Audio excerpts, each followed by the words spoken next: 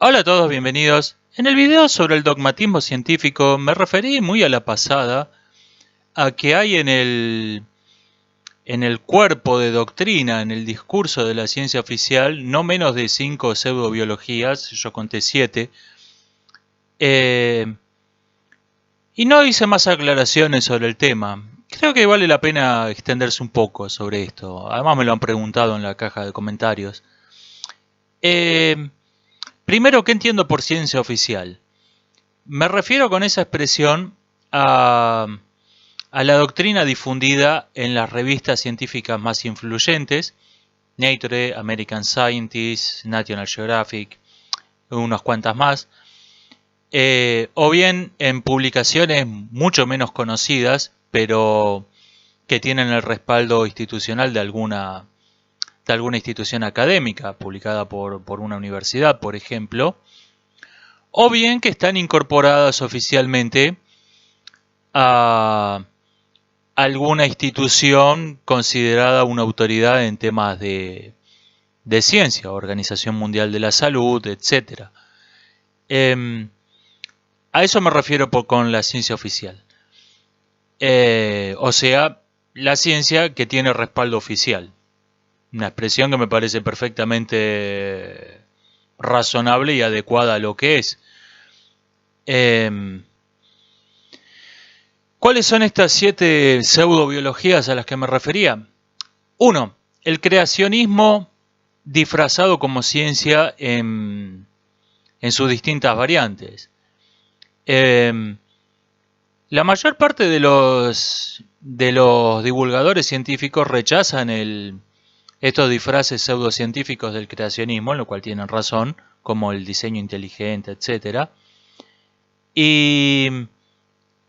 Pero cometen una incoherencia al considerar fuentes de autoridad a las mismas publicaciones que difunden material creacionista. Si alguien me dice, bueno, que algo esté publicado por la revista Nature no lo convierte en ciencia, bueno, estamos de acuerdo. Ahora, ya no puede volver a citar a esa revista como fuente de autoridad para decir, esto es ciencia porque ha sido publicado por Nature. Pónganse de acuerdo. O es una autoridad que debe ser aceptada ciegamente, esa revista o cualquier otra, o no lo es, pero decídanse por una de las dos cosas. La pretensión de que el creacionismo no forma parte de la ciencia oficial que tienen la mayor parte de los divulgadores me causa gracia. Segundo, darwinismo. Darwinismo no me refiero, este término se usa de modo impropio para referirse al hecho en sí de la evolución biológica que desde mucho antes de Darwin ningún naturalista serio discute. El darwinismo es una interpretación de la evolución biológica y una interpretación que se ha demostrado que es incorrecta desde hace más de un siglo literalmente. Es incompatible con lo que sabemos de las leyes de la herencia. Sin embargo, mucho después de haber sido refutado, está incluido en el segundo episodio de la serie Cosmos, está incluido en una serie de divulgación que no me acuerdo cómo se llama, que conduce Stephen Hawking. Lo específico del darwinismo es la evolución por herencia de los caracteres favorables en la lucha por la supervivencia y la reproducción. Esto fue lo propio de la tesis de Wallace y Darwin, quienes no descubrieron la evolución biológica. Cuando se publicó ese ensayo, había algunos buscadores de fósiles aficionados que eran creacionistas y creían que el mundo tenía un par de milenios, pero todos los naturalistas teóricos sabían que la vida evolucionaba a partir desde la forma más simple a la más compleja. Lo que estaba en discusión y siguió en discusión es el mecanismo por el que esto se producía. Una de las pocas respuestas académicas que tuvo la publicación del origen de las especies fue la de un profesor de Oxford, me parece recordar, que dijo que todo lo que tiene de cierto ya es conocido y todo lo que tiene de nuevo es falso. Si ese libro fue polémico, fue porque tuvo una fuerte campaña de propaganda detrás por parte de la Royal Society, detrás de la cual habían intereses políticos, religiosos, económicos sumamente complejos sobre los que se pueden escribir libros y se han escrito libros y no vale la pena analizarlo en 2 minutos. Y mucha gente que no estaba al tanto de todas estas discusiones se enteró de la evolución biológica a través del libro de Darwin. Error que después ha llegado en nuestra época no solo a los libros no solo a la divulgación científica, sino hasta libros de historia de la ciencia, que dicen que hasta que vino este gran genio a publicar su teoría de la evolución, la biología no existía, lo único que había un montón de tontos diciendo tonterías tomadas de la Biblia. Eso es un completo disparate, y para saber que eso es un disparate solo hace falta leer un libro, El origen de las especies, el cual es en un 90% comentarios a las teorías y descubrimientos de naturalistas previos. El darwinismo está totalmente refutado, el modo en que funciona la evolución no está del todo claro y hay teorías sumamente complejas que usan una matemática sumamente compleja, y quizás en algún momento cree algún video de divulgación, aunque no es el tópico de este canal sobre ese tema, pero como no lo he visto por ninguna otra parte, quizás en algún momento lo haga. Como sea, enseñar darwinismo en el siglo XXI es como enseñar teoría geocéntrica. Es ciencia totalmente obsoleta, totalmente superada. Tercero, distintos disfraces del lombrosianismo.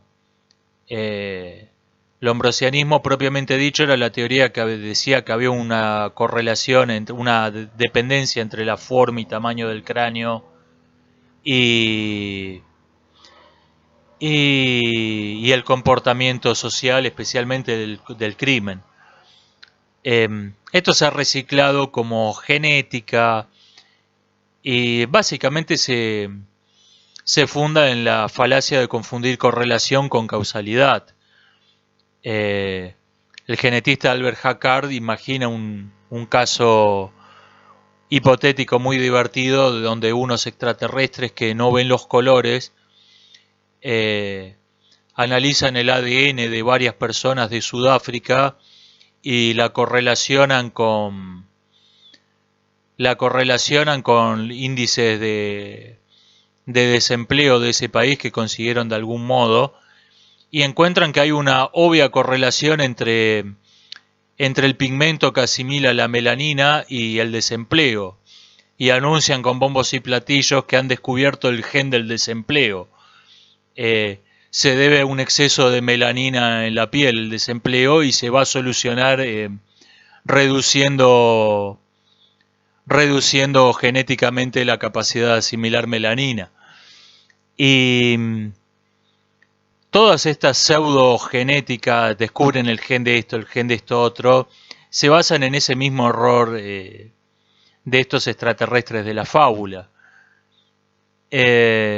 Lo cual no les impide ser publicados en Science, Nature, etcétera, etcétera. Cuarto, determinismo genético de las enfermedades. Toda investigación sobre genética tiene como excusa pública para, ok, muy bonito, ¿y esto para qué sirve? El hecho de que sirve para prevenir y tratar las enfermedades genéticas. Y deberían añadir el día que se descubra alguna, porque no hay enfermedades genéticas. La evolución biológica hace que el tipo medio de la especie coincida con el tipo saludable. La genética nos permite estudiar al hombre medio, y el hombre medio es el hombre sano. Así que toda toda condición hereditaria que tienda a perjudicar la salud tiende a ser eliminada por la evolución, como bien señaló el genetista Robert Bayes, a quien a partir de entonces, siempre que se lo cita en revistas como Nature y Science, es sin mencionar el nombre. A veces tenemos artículos de 2 páginas de genética diciendo se ha descubierto, se ha encontrado, se ha hallado, sin mencionar nunca al autor de esos descubrimientos. Algo muy parecido ocurría en la Alemania nazi cuando se enseñaba la física relativista sin mencionar a Einstein en las universidades. 5. Determinismo genético de la orientación sexual. Teoría a la que Freud se refería muy acertadamente como el mito del amor, refiriéndose al mito que cuenta el Aristófanes de Platón en el banquete. Reciclajes pseudocientíficos del mito del amor que desde la década de 1970, no me acuerdo el año exacto, fue adoptado oficialmente por la Organización Mundial de la Salud y se prohibió y se penalizó toda investigación científica seria sobre el tema. Nuevamente, no solo falsa en sí misma, sino que es incompatible con la evolución. Desde luego que una tendencia genética a uniones sexuales que no producen descendencia va a ser algo eliminado por la evolución. 6.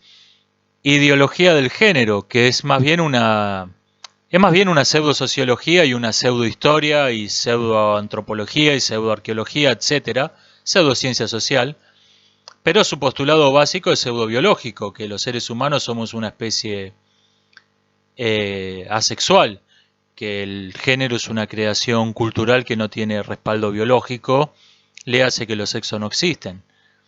Incompatible con todas las demás, incompatible con todas las demás ciencias, incompatible con todo lo que sabemos del mundo.